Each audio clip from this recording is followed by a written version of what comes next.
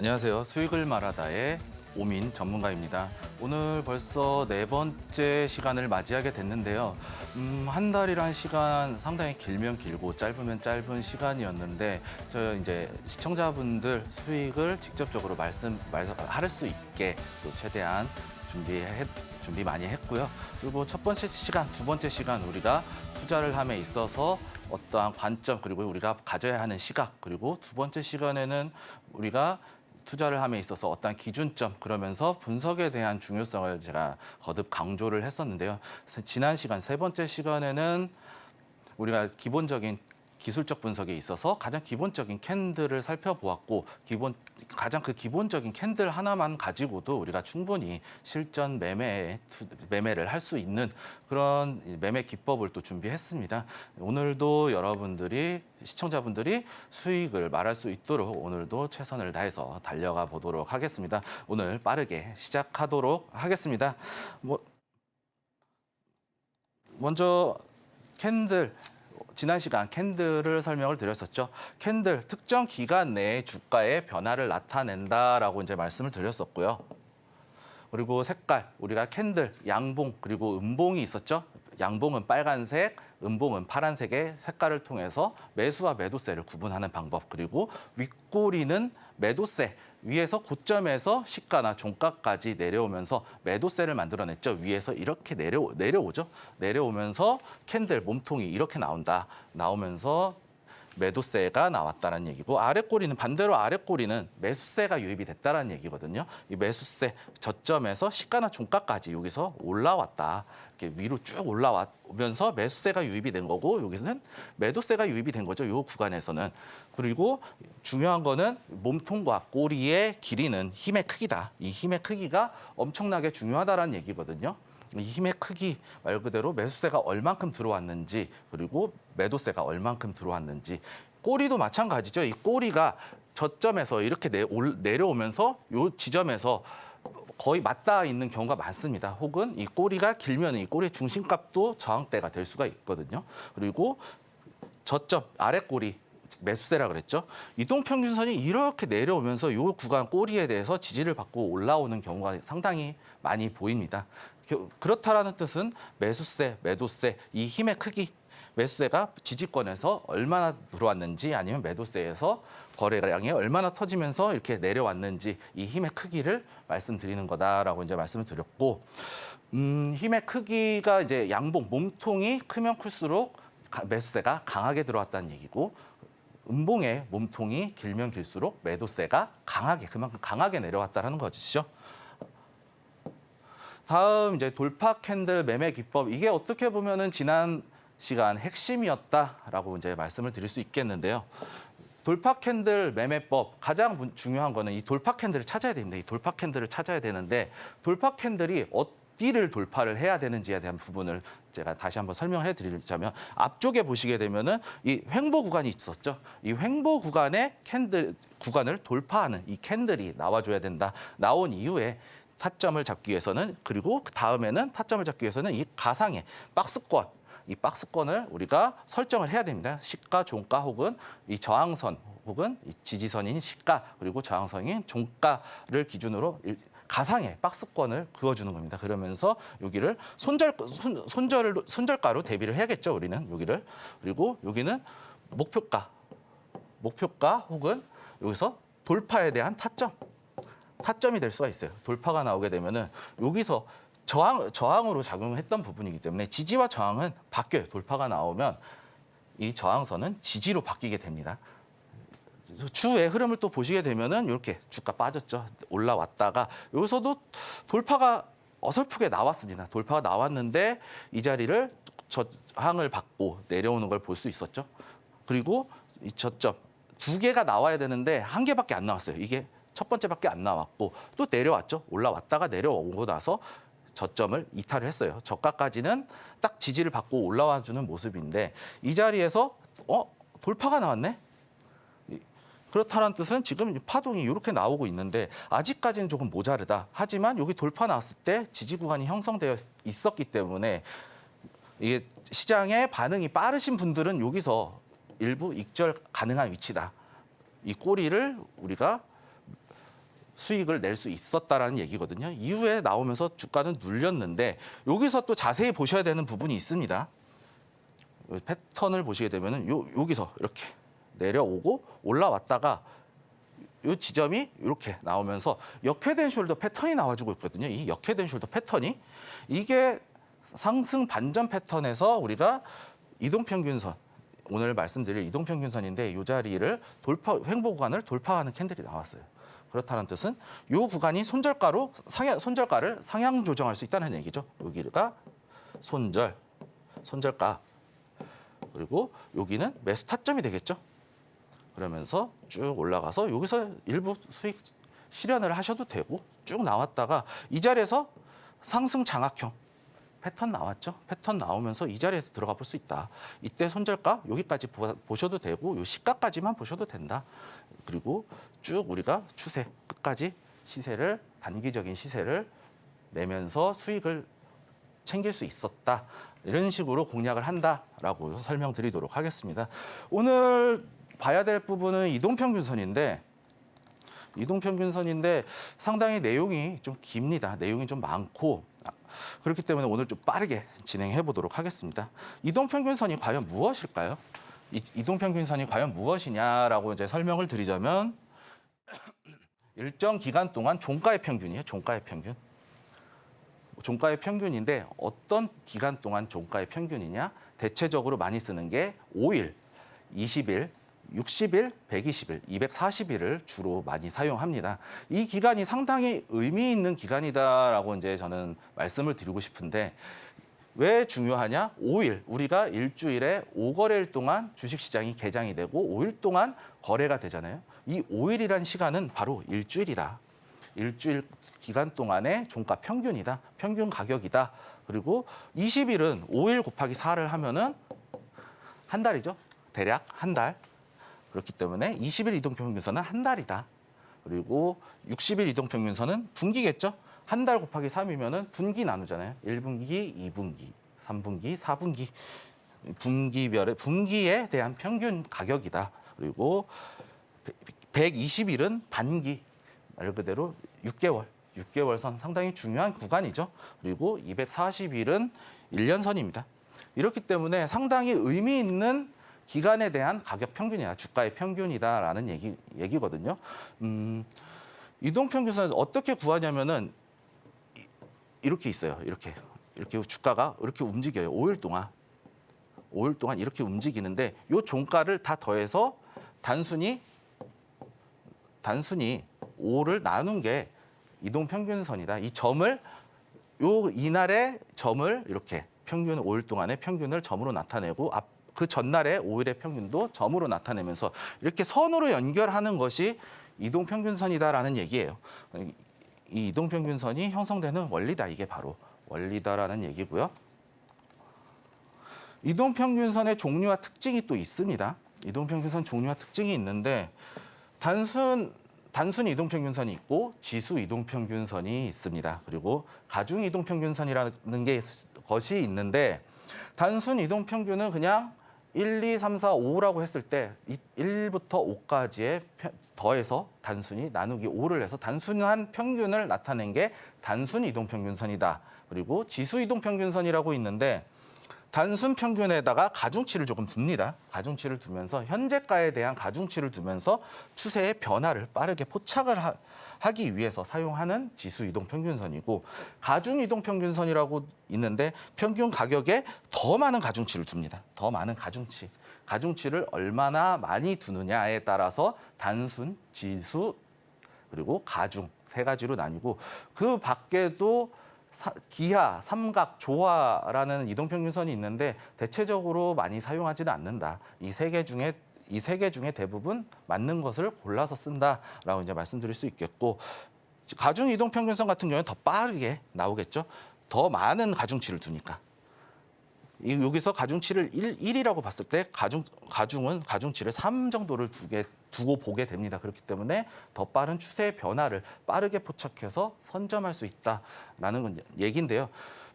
단순 지수 가중 세 가지는 본인의 스타일에 맞게 사용하는 것이 유리하다.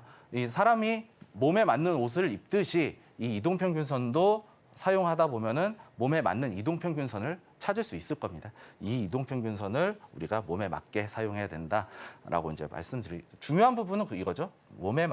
우리가 몸에 맞는 옷을 입듯이 이동평균선도 우리의 투자 관점에 딱 맞는 이렇게 딱 맞는 이동평균선을 사용하셔라. 이거는 경험에서 나온다. 많이 사용하시다 보면은 우리가 찾을 수 있을 겁니다. 중요한 내용은 아니고 다음으로 한번 살펴보도록 하겠습니다. 이동평균선이 중요한 이유가 또 있습니다. 이동평균선이 중요한 이유가 있는데 지지와 저항의 역할을 하거든요. 지지와 저항, 지지와 저항. 이게 제일 중요합니다. 지지는 말 그대로 우리가 누구를 지지한다 그러면 투표를 하듯이 지지를 할 때 지지율이 올라간다라는 것은 그 많은 사람들이 이렇게 올려준다는 얘기잖아요. 그래서 주가에서도 말 그대로 지지라는 거는 바닥에서 이렇게 올려준다. 쭉 올려준다. 이렇게 위로 올려주고 저항은 말 그대로 저항받고 있는 거잖아요. 밑에서 이렇게 찍어 누르는 거예요. 주가를 위에서 이렇게 눌러준다라는 게 지지 역할. 지지 저항이라는 뜻이고요. 그리고 추세의 전환을 암시하고 있는 역할을 또 합니다. 추세의 전환을 암시한다. 추세가 변곡이 나올 수 있다는 거죠. 이렇게 상승하던 주가가 여기서 갑자기 떨어졌을 때 앞으로 이렇게 주가가 이렇게 할 것이다라는 부분을 우리가 퀘스천 마크 이럴 수 있겠다라고 이제 알려주는 역할을 하는 게 또 이동평균선입니다. 그리고 추세의 방향, 지금 현재 상승하는 추세인지 이렇게 상승하는 추세인지 아니면은 내려가는 추세인지 이 추세의 방향을 알려주는 역할을 하는 것이 또 이동평균선이고요. 실질적으로 쓰이지는 않지만 어떻게 보면 가장 중요한 게 각종 보조 지표들의 기본이 되는 역할, 이 기본이 되는 역할을 하는 게 바로 이동평균선이다라고 이제 말씀을 드리도록 하겠습니다. 엔벨로프를 한번 살펴볼까요? 엔벨로프 보시게 되면은 중심선이 이렇게 있어요. 중심선이 있는데 엔벨로프 같은 경우는 여기다가 플러스 N% 이렇게 퍼센트를 더해서 만드는 게 상한선이고 마이너스에서 N% 이렇게 만들어서 상한선, 하한선, 중심선 만드는 게 엔벨로프다라는 거고 우리 볼린저 밴드 많이 사용하죠. 볼린저 밴드가 어떻게 만들어지는 거냐면요. 20일 이동평균선 있죠. 우리 한 달 선 20일 이동평균선을 만들어내는데 이 이동평균선이 이렇게 움직이잖아요. 그럼 여기에다가 가중치를 두는 겁니다. 뭐에 가중치를 두느냐? 20일 평균선, MA라고 하거든요. MA 20일 이동평균선에다가 플러스 표준편차라는 걸 사용을 해요. 표준편차라는 걸 사용을 하고 여기다가 곱하기 D라는 이제 승수를 넣게 되는데 이 볼린저 밴드 상한선과 하한선 사이에서 대략 95%의 확률로 움직이는 보조 지표죠. 이 정도는 다들 알고 계실 것 같은데 모르시는 분들을 위해서 좀 간략하게 설명을 드렸는데 이 사람들이 많이 사용하는 볼린저 밴드 역시 이동평균선을 기반으로 해서 만들어진 거다. 그렇기 때문에 이동평균선을 이해를 한다면 그리고 이동평균선이 어떤 성질을 갖고 있는지 우리가 충분히 이해를 한다면 이 보조지표를 충분히 활용할 수 있기 때문에 중요하다라고 말씀드리도록 하겠습니다. 결국엔 이 기본이 중요하다는 얘기죠. 다음 살펴보도록 하겠습니다. 이동평균선의 지지와 저항의 역할인데요. 이동평균선 어떠한 지지와 저항의 역할을 하고 있는지 한번 살펴보도록 할 텐데 각 이동평균선은 지지와 저항의 역할을 합니다. 5일선, 20일선, 60일, 120일, 240일, 그리고 480일, 960까지 사용하시는 분들도 계시는데 이 각 이동평균선들은 하나의 지지와 저항의 역할을 한다라는 것이고요. 그리고 이동평균선이 겹칠수록, 즉 수렴이라는 얘기거든요. 얘가 수렴인데 겹칠수록 이게 수렴하고 같은 얘기다. 수렴한다라고 하는데 어느 한 곳에 모이는 게 수렴이잖아요. 이 겹칠수록 강한 지지와 저항을 나타낸다라는 얘기죠. 우리 한번 생각을 해볼까요? 종이를 찢는다고 봤을 때 한 장 찢을 때는 가볍게 적은 힘을 들이고도 쭉 찢을 수 있죠. 이렇게 쭉 찢을 수 있는데 장수가 이제 점점 늘어나기 시작해요. 뭐 한 장, 두 장, 세 장 하면서 한 20장 찢으려고 그러면은 안 찢길 거예요. 이렇게 하면은 힘을 줘도 안 돼요. 이게 그런 것 같이 겹칠수록 수렴할수록 강한 지지 저항을 나타낸다라고 이해를 하시면 되겠습니다. 그리고 장기 이동 평균선, 이 장기 이동 평균선일수록 지지와 저항이 강하게 나오는 특성을 가지고 있습니다. 우리 단순하게 생각을 하자면 5일 동안의 평균 가격하고 20일, 60일, 120일, 240일 이런 이 기간에 따라서 평균 가격이 바뀌잖아요. 이 가격이 오랜 기간 동안 지지의 역할을 했기 때문에 더 강한 지지와 저항의 역할이 나타난다. 5일은 5일밖에 되지 않는데 5일밖에 되지 않는 이 가격의 평균인데 240일선은 240일 동안의 평균 가격이라는 얘기예요. 그렇다는 뜻은 더 강한 지지 저항이 나온다라고 우리가 이해하시면 될 것 같습니다. 그리고 단기 이동 평균선의 지지, 단기 이동 평균선 지지는 급등 패턴이다. 우리 이 급등이 엄청 중요하잖아요. 이 급등 패턴 우리가 어떻게 잡아내느냐? 우리 급등주 따라 들어갈 때 5일선 깨지면은 손절하라 그러잖아요. 그 이유가 여기 있는 겁니다. 단기 급등 패턴이 깨지기 때문에. 5일선, 20일선 특히 우리가 주목해야 될 거는 단기 급등 패턴에서 우리가 주요하게 봐야 될 거는 5일, 10일, 20일선인데 저는 10일선은 사용하지 않고 있습니다. 5일하고 20일을 사용하고 있는데 5일선과 21선의 지지를 받으면서 이 타고 올라간다라는 얘기가 지지를 받는다는 얘기거든요. 이 지지를 받으면서 올라가면 급등 패턴이 나올 가능성이 매우 높다라고 말씀드리도록 하겠습니다. 다음으로 넘어가서 차트 한번 살펴보도록 할 텐데요. 지지와 저항의 역할. 241선, 이 까만 선을 기준으로 해보겠습니다. 요 선. 앞전에 보시게 되면은 여기 보시게 되면은 여기서 돌파가 나왔죠. 돌파가 나오고 나니까 요 자리에서 지지가 나왔죠. 이렇게 지지 나오면서 이렇게 올라왔죠. 그리고 여기서 깨고 내려오니까 저항받고 내려오죠. 이렇게 주가는 내려오고 이동평균선이 보시게 되면 특징이 여기서 또 나오게 됩니다. 이렇게 이격도가 벌어지고 있죠. 이렇게 이격도 5일선까지 이렇게 이격도가 벌어지는 이유 말 그대로 기간적인 차이 때문에 그런 겁니다. 5일선이 아무래도 5일 가격의 평균이기 때문에 5일 동안의 평균이기 때문에 우리가 주가가 민감하게 반응을 하겠죠. 그리고 20일선은 그만큼 조금 더 늦을 테고요. 60일선은 21일선보다 더 늦게 반응을 하겠죠. 그리고 120일, 240일, 480일, 960일 이런 식으로 기간이 늘어나면 늘어날수록 이동평균선이 느리게 움직입니다. 살펴보시게 되면은 5일선은 벌써 이렇게 내려왔죠. 20일선 위에 있고 이렇게 주가가 내려오면서 그러면서 이동평균선의 시간적인 차이 때문에 이렇게 벌어지게 된다라는 얘기죠. 그러면서 주가는 내려오고 여기서 이제 쭉 올라오다가 241선 돌파가 나왔죠. 이때 원래는 저항을 받아야 되는 자리겠죠. 근데 갭으로 이렇게 상승이 나오면서 올라왔죠. 올라오면은 이제 지지로 바뀌는 거예요. 그러면서 올라왔다가 여기서 지지받고 올라오죠. 그러면서 쭉 5일선 타고 가다가 21선의 지지를 이렇게 받고 있어요. 이 종목은 21선의 지지를 받는 종목이다라고 이제 말씀을 드릴 수 있겠고 쭉 내려오면 이제 올라가죠. 올라갔다가 여기서도 60일선 지지를 또 받고 있습니다. 이렇게. 그리고 내려올 때 120일선까지 내려왔죠. 이때는 완전히 하락 패턴이 나왔다라는 것이고요. 쭉 올라오다가 여기서 241선 하락하는 도중에서도 하락 추세에서도 241선의 지지를 받고 9번이 이렇게 올라왔죠. 바운스가 나왔어요. 나오고 나서 이 자리 이탈하고 나니까 여기서 저항받고 여기서 저항받으면서 지지와 저항의 역할을 한다. 5일선, 21선, 61선, 121선 모든 이동평균선은 대략 이런 패턴으로 움직인다. 하지만 이 지지 저항에 대한 신뢰성은 단기보다는 장기가 더 크다. 장기 이동평균선의 신뢰도가 더 높다라는 얘기죠. 그만큼 더 많은 기간 동안의 평균 가격이기 때문이죠. 다음 자료 한번 살펴보도록 하겠습니다.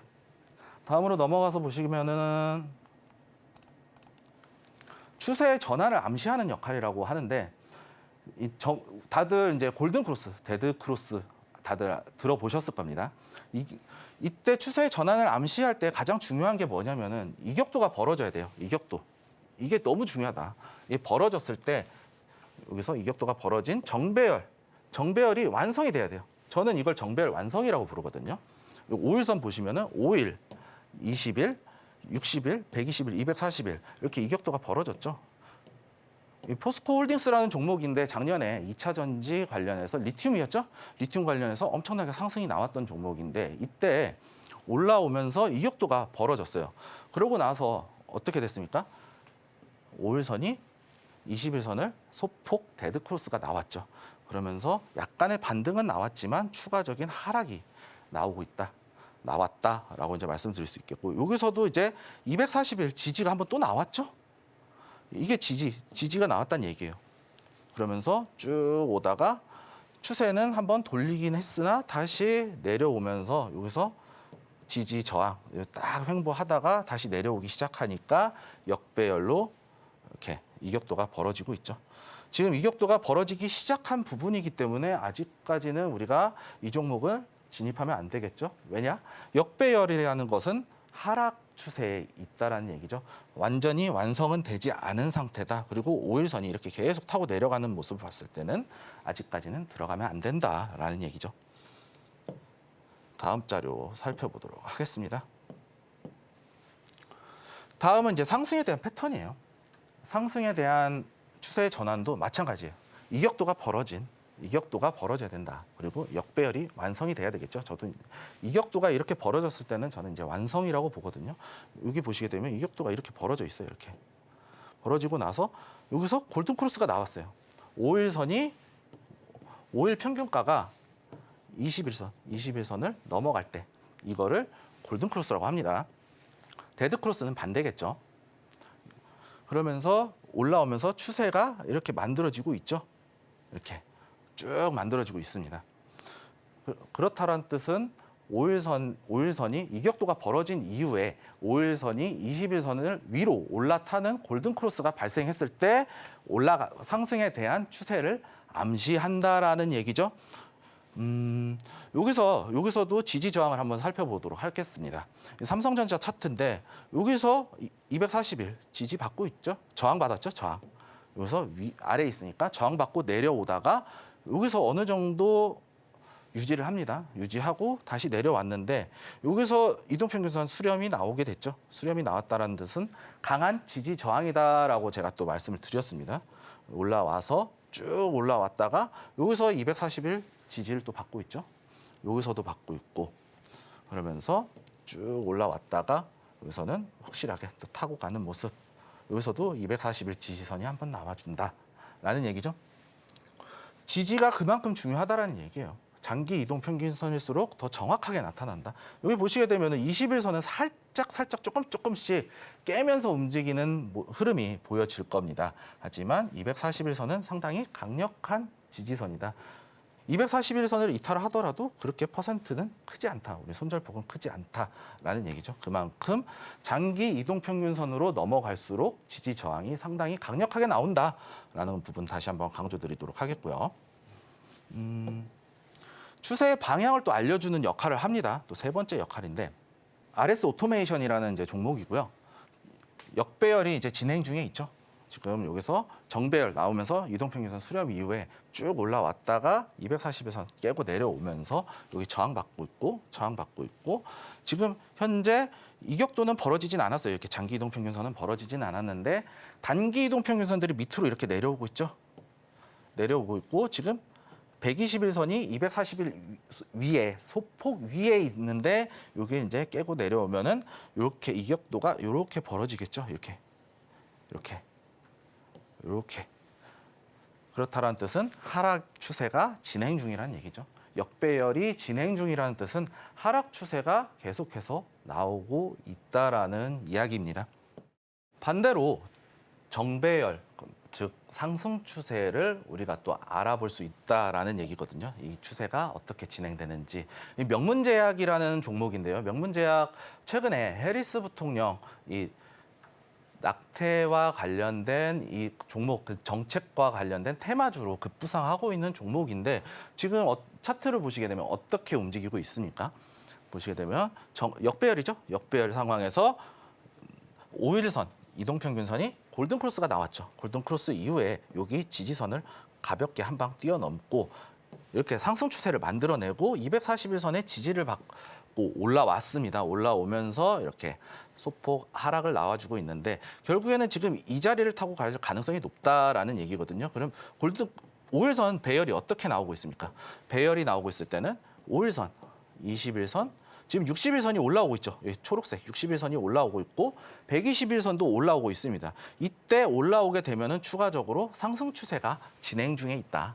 정배열이 진행 중인 종목인데 정배열 진행 중이란 뜻은 상승 추세가 진행 중이라는 뜻과 일맥상통한다라고 말씀드리도록 하겠습니다. 다음 넘어가서 보시게 되면은 이제 이동평균선을 활용한 매매 기법이거든요.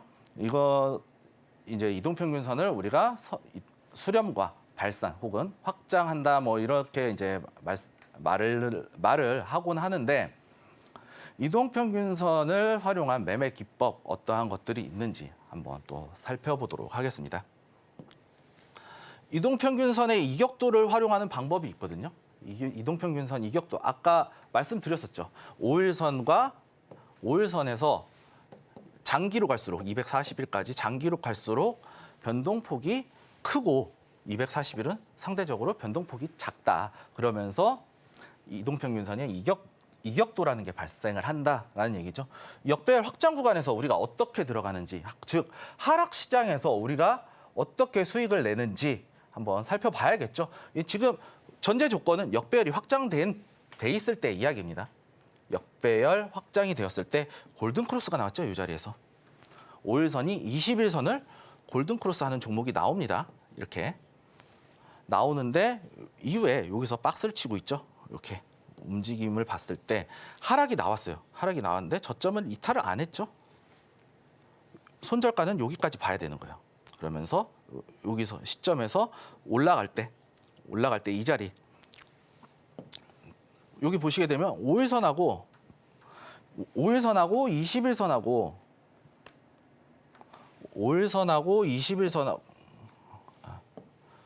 5일선하고 21선하고 겹쳐 있죠. 제가 아까 말씀드렸을 때 이동평균선이 하나보다는 둘보다는 셋보다는 넷, 많으면 많을수록 다다익선이라는 얘기죠. 많이 겹쳐 있을수록 지지를 받을 가능성이 높다라고 제가 말씀을 드렸죠. 이 구간에서 이 자리에서 잡아 들어갈 수 있다는 얘기예요. 손절가는 여기까지 잡을 수도 있고 여기까지도 잡을 수도 있어요. 손절가는 본인의 기준에 따라서 우리가 어디까지 손실을 감수할 수 있는지 혹은 감내할 수 있는지를 파악을 하고 그 부분을 손절가로 잡는 겁니다. 이때 지지선이 확인이 됐죠. 이때 우리가 단기성으로 이 상승에 대한 이 지지를 받고 올라가는 이 바운스를 우리가 수익으로 챙겨갈 수 있다라는 얘기죠. 이때 목표가 어떻게 잡아야 될까요? 목표가 잡는 것도 알려드리도록 하겠습니다. 여기서 수렴이 나왔죠? 수렴이 나왔는데 1차 목표가는 60일선이에요. 이격도가 이렇게 벌어져 있을 때 여기서 골든크로스가 나왔을 때 여기가 1차 목표가다. 1차. 요 구간이 1차 목표가다. 1차 목표가까지 잡고 여기가 그 다음 이동평균선이 2차 목표가예요. 그렇게 된다고 봤을 때 우리가 이 자리에서 매수를 진행했을 때 1차 목표가 달성했죠. 2차까지 꼬리를 달고 올라왔다가 내려왔습니다. 그러면은 우리가 2차 목표가 부근까지 왔기 때문에 우리가 민감하게 반응할 수 있다면 시장의 흐름에 민감하게 반응할 수 있다라고 했을 때는 지금 현재 역배열이 확장하고 있네. 하락 장세네. 우리는 나는 짧게 끊어먹고 나와야 될 것 같아. 그러면서 목표가를 이 자리 돌파할 때 익절을 했을 수도 있겠지만 흐름이 상당히 좋은데 조금만 더 들고 가볼까?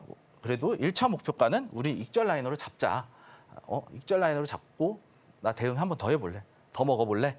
하면서 여기까지 우리가 수익을 낼 수 있는 구간이 열렸다라는 얘기죠. 그럼 우리는 저점에서 매수해서 고점에서 매도할 수 있다라고 설명해 드리도록 하겠습니다. 다음 넘어가서 보시게 되면은 이것도 어떻게 보면은 이동평균선의 수렴과 확장, 발산에 대해서 활용을 하는 건데 이것도 어떻게 보면은 이격도 매매다. 이 수렴이라는 것도 이격도가 폭이 줄었잖아요. 압축이 돼 있잖아요. 뭉쳐 있으니까 이 힘이 강하다고 제가 말씀을 드렸죠. 이 구간이 이렇게 강하게 나왔다라는 얘기죠. 그러면 우리가 손절가를 어디를 잡아야 될까요? 이 지지를 받으면서 횡보하는 구간이 이 241선, 이 여기를 손절로 잡아야 되겠죠. 여기서는 21선을 손절로 잡아야 되겠죠. 왜냐? 21선을 타고 움직이니까요. 그러면 수렴이 나왔었고 여기서 우리가 매수를 들어가게 된다라고 했을 때는 이렇게 큰 상승의 폭을 누리면서 수익을 챙길 수 있다라는 얘기죠. 이동평균선이 많으면 많을수록 다다익선이라고 말씀드렸잖아요. 그만큼 강한 지지 라인이다라고 이제 다시 설명해 드리도록 하겠습니다. 이 부분이 되게 중요해요. 이동평균선 수렴. 저 같은 경우에는 역배열에서 확장하는 구간에서도 들어갈 수는 있지만 사실은 신경이 되게 많이 쓰여요. 단타성으로 데이 트레이딩 혹은 스캘핑 이런 초단기적인 부분에서 접근을 해야 되는 상황이고 오히려 이동평균선 수렴이 나왔다라는 것은 우리가 손절가만 확실하게 정해놓고 이탈만 안 하게 되면은 안전하게 끌고 갈 수 있는 종목이잖아요. 그런 부분의 그런 마인드가 나오기 때문에 저는 이동평균선이 수렴하는 종목을 선호를 하곤 합니다. 다만 이 하락장에서는 어쩔 수 없으니까 우리는 이 하락장에서도 수익을 내야 하니까요. 그렇기 때문에 역배열 확장 그리고 정배열 확장 구간에서도 우리가 이 이격도를 활용해서 매매를 할 수 있다라고 말씀드리도록 하겠습니다. 그리고 이동평균선 지난 시간에 배웠었던 이 돌파 캔들을 활용한 실전 매매 기법을 또 설명해 드리도록 할 텐데요. 오늘 이동평균선 설명을 드렸었죠. 그리고 돌파 캔들하고 어떻게 제가 실전에서 어떻게 사용하는지에 대한 부분 또 낱낱이 알려드리도록 하겠습니다. 이동평균선 수렴 돌파 캔들 매매 기법이라고 해놨는데 이동평균선이 뭉치는 위치를 찾으셔야 됩니다. 이동평균선이 뭉치는 위치를 찾으셔야 되는데 결국에는 이 뭉치는 위치 이게 수렴이죠. 수렴하는 위치를 찾아서 우리가 먼저 찾아야 된다. 그리고 이 수렴한 위치에서 횡보하는 박스권을 설정을 해야 돼요. 횡보하는 박스. 말 그대로 주가가 이동평균선이 이렇게 움직이잖아요. 움직이면서 이렇게 뭉쳐지는 구간이 있어요. 그럼 이 자리에서 횡보가 나올 거예요. 지루하게 옆으로 이렇게 우리 기어간다라는 표현을 사용하는데 되게 느리게 움직이거든요. 그래서 기어간다는 표현을 사용하는데 이 자리를 우리가 찾아야 돼요. 찾아야 되는데 이때 박스 구간을 한 번에 돌파하는 캔들이 뜨거든요. 이렇게 이동평균선이 이렇게 움직이겠죠. 이렇게 움직이다가 여기서 이렇게 올라오면서 횡보 구간이 만들어지는데 여기서 양봉 하나가 이렇게 뜰 거예요. 양봉 하나가. 이때 우리가 돌파 캔들 출현 시 매수, 돌파 타점에서 잡아 들어갈 수 있다.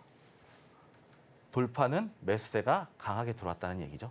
그만큼 앞전에 있었던 이 평균 가격대를 한 번에 뛰어넘는 위치가 그만큼 강한 매수세가 들어왔기 때문에 이때 돌파에 대한 관점에서 매수가 가능하다라는 얘기예요. 어떤 예시가 있는지 한번 살펴보도록 할 텐데 이 기법 같은 경우에는 1분봉은 사실은 좀 파동의 형식이 나오기 때문에 캔들만 보고 대응하기는 좀 어렵습니다. 최소 5분봉, 5분, 그리고 10분, 15분. 뭐 분봉은 길면 길수록 괜찮아요. 5분봉 이상에서 사용 가능하고요. 그리고 일봉, 주봉까지 사용이 가능합니다. 다만 월봉이나 연봉 같은 경우에는 이격도가 이렇게 수렴하거나 추세를 좀 보여주는 형태가 나오기 때문에 상당히 좀 잘 나오지 않아요. 그렇기 때문에 일봉, 주봉, 5분, 10분, 15분, 뭐 30분, 60분, 240분 이렇게도 가능하죠.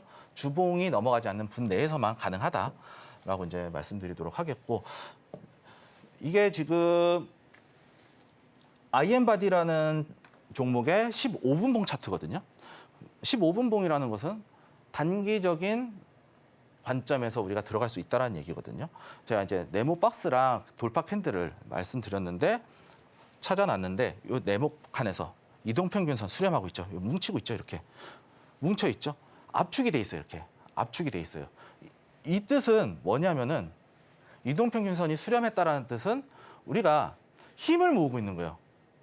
우리 펀치기계 칠 때 이렇게 힘을 모으잖아요. 투수가 공을 던질 때도 이렇게 와인드업을 하죠. 이렇게 와인드업해서 몸을 꼬아서 힘을 축적을 하고 풀면서 던지죠. 근데 이게 어느 방향으로 튈지는 몰라요. 사실 수렴 구간에서는 위로 튈 수도 있고 아래로 튈 수도 있습니다. 이렇게 위, 아래 다 열려 있는 구간이다. 그렇기 때문에 우리는 이 돌파 캔들을 찾아야 된다는 얘기예요. 여기서 음봉이 나오면은 여지없이 빠지거든요. 그만큼 힘이 축적돼 있다라는 얘기예요. 힘이 많이 모여야만 더 강한 힘을 쓸 수 있을 테니까요. 이때 양봉이 나왔습니다. 양봉 나오고 나서 어떻게 됐나요? 이렇게 올라가죠. 이때 들어가서 돌파 캔들에서 이 박스권 상단에서 매수가 가능하다라는 얘기고요.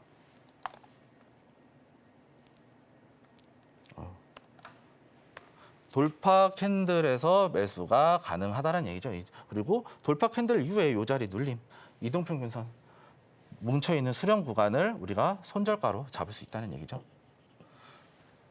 우리 이때 딱 타점 얼마 주지 않았죠. 딱 항상 1시간 정도 줬다는 얘기죠. 45분에서 1시간 정도. 그러면서 쭉 올라가는 모습 우리가 확인할 수 있고요. 다음 자료 또 살펴보시게 되면은 이 종목은 이제 블루엠텍 일봉 차트인데요. 블루엠텍 제가 이제 기준 말씀드리면서 신규 상장주는 단타로만 접근한다라고 제가 말씀을 드렸는데 이 자리도 상당히 매력 포인트가 있는 자리예요. 보시게 되면은 역배열에서 쭉 주가가 내려왔죠. 이렇게 하락하면서 내려왔죠. 하락하면서 내려오고 나서 여기서 수렴을 만들고 있어요. 그러면서 지지선 이탈이 살짝 나왔지만 이 자리에서 이 구간까지 먹을 자리는 있었다. 그리고 만약에 이 주가가 여기까지 내려와서 지지 구간이 형성이 되었다면은 우리는 이 구간을 최저가인 신저가를 손절가로 설정하고 매수가 들어갈 수 있다는 얘기죠. 지금 수렴이 어느 정도 나온 상태다. 그렇기 때문에 이 돌파가 나왔기 때문에 이 자리에서 한 캔들 보시게 되면 여기서 돌파 나왔죠. 여기 이 자리 돌파가 나왔어요. 이렇게 쭉 나오면 돌파 나왔어요. 돌파 이 캔들에서 우리가 돌파 관점에서 한번 잡아볼 수 있다. 그리고 손절가는 여기를 잡아도 돼요. 돌파 나온 이 상단, 박스권 상단을 손절가로 잡을 수도 있고 이 저가까지 볼 수도 있겠죠. 손절가는 우리가 감내할 수 있는 손실폭까지만 본다라고 말씀드릴 수 있겠고 이 이동평균선이 수렴한 구간도 강력한 지지 저항 구간이라고 말씀을 드렸기 때문에 여기도 손절가로 설정을 할 수 있다라는 얘기죠.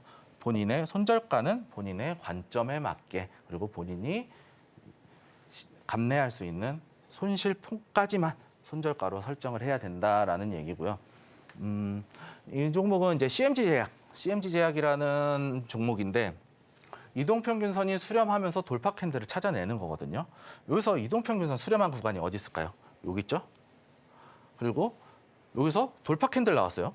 여기서 상승 장악까지는 아니고 여기서 완벽하게 돌파가 나오는 캔들이 나왔어요. 단기간에 박스권을 대략 세 캔들, 한 45분간의 박스권을 돌파하는 캔들이 나오고 나서 여기서 박스를 치고 있죠. 그러면은 요때 들어가는 거예요. 돌파가 나왔잖아요. 요 앞전에 돌파가 나왔잖아요. 그러면 손절가는 여기 혹은 여기겠죠. 여기까지 보셔도 되고. 그러고 나서 상승 나왔죠. 그러면은 여기서도 또 돌파 캔들이 나왔어요. 나오고 나서 이동평균선이 돌파를 했는데도 수렴이 나오고 있네. 그래? 이거 한 번 더 봐야 되겠다. 여기서 들어갈 수 있는 거죠. 여기서 들어갔으면 우리 약간의 소폭 추가 상승까지 노려볼 수 있었다라는 얘기가 되겠죠. 지난 시간에 말씀드렸다시피 캔들의 길이는 힘의 크기다라고 이제 말씀을 드렸죠. 여기서 캔들 길이가 강하게 나왔죠. 그리고 여기서도 강하게 나왔는데 비슷하게 나왔어요. 엇비슷하게. 그런데 여기 한번 보실게요. 캔들이 짧죠. 상대적으로. 그렇다는 뜻은 매수의 힘이 어느 정도 약해졌다라는 것을 우리가 판단을 하실 수 있으셔야 됩니다.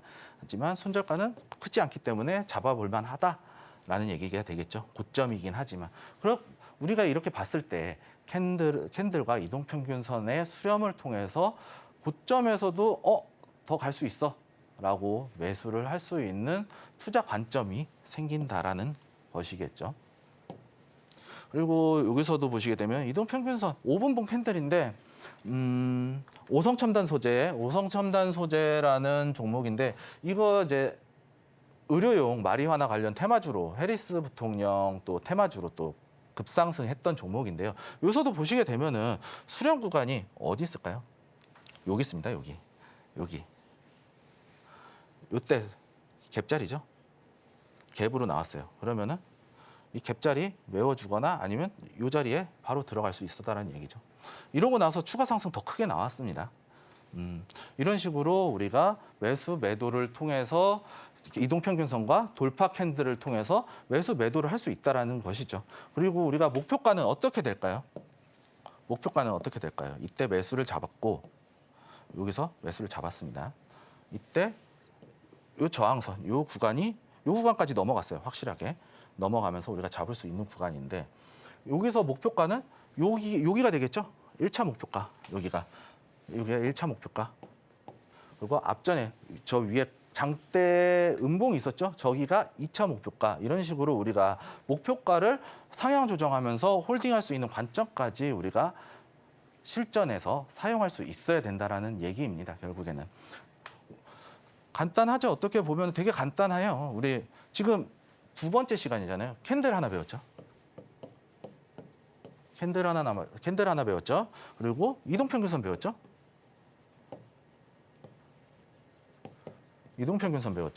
이러면서 이 두 가지를 가지고 우리가 매수 매도를 할 수 있다라는 얘기입니다. 실전에서 투자 얼마든지 가능하죠. 보조지표 볼린저 밴드 없어도 가능하다라는 얘기예요. 우리가 이 원리만 알고 있다라면, 기본적인 원리만 알고 있다라면 이 캔들, 이동평균선 두 가지만 가지고도 매수 매도가 할 수 있는 거예요. 여기다가 기본적 분석인 이슈, 실적 이게 뒷받침되면은 우리가 조금 더 큰 수익을 낼 수 있다라는 얘기가 됩니다. 결국 기술적 분석 어렵지 않다라는 얘기예요. 뭐 볼린저 밴드 그리고 RSI 기타 등등 OBV, PBI 엄청나게 많습니다. 보조지표 엄청나게 많은데 우리가 이거 다 알지 않아도 된다라는 얘기예요. 어떻습니까? 이동평균선 캔들 가지고만 매수 매도가 가능하잖아요. 또 한번 살펴보도록 하겠습니다. 시간 없으니까 좀 빠르게 진행해 보도록 하겠습니다. 여기서도 보시게 되면 쭉 올라오죠. 여기서 수렴 구간 나왔어요. 수렴 구간 나오고 여기서 소폭이나마 돌파 나왔죠. 따라 들어가는 거예요. 여기서 쭉 먹고 쭉 수익 날 수 있죠.